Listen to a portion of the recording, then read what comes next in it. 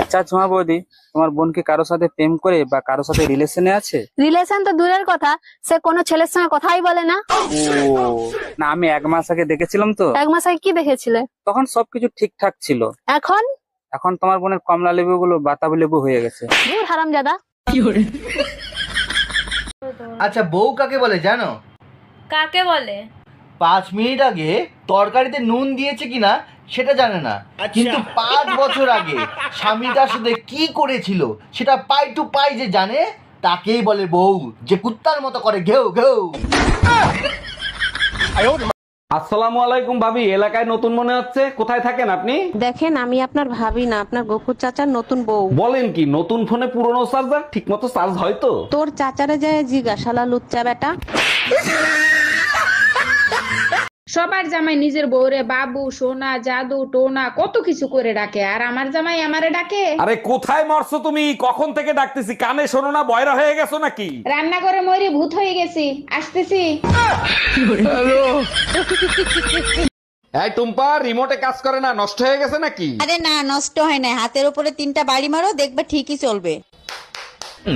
হ্যাঁ, এইবার ঠিক আছে, তোমার মাথায় বুদ্ধি আছে। রিমোটটাও তোমার মতো, মার না খাইলে কাজ করে না।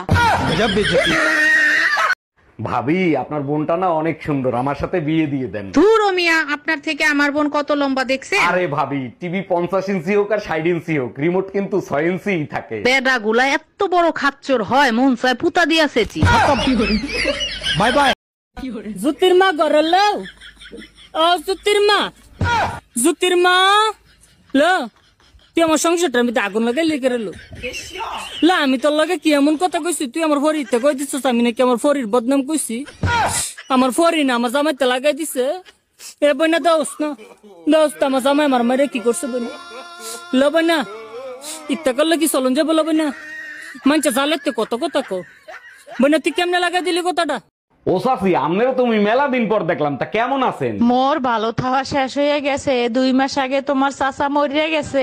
আরে ভাবি, আমনে কোন কি ভাই মরছে কবে? ওরে মাল্লা হালার পহালা, যেই হনস মোর জামাই মরিয়া গেছে, এখন চাচি থেকে বাবি হইয়া গেছে। এই কই তুমি, তোমার আম্মা ফোন দিছে?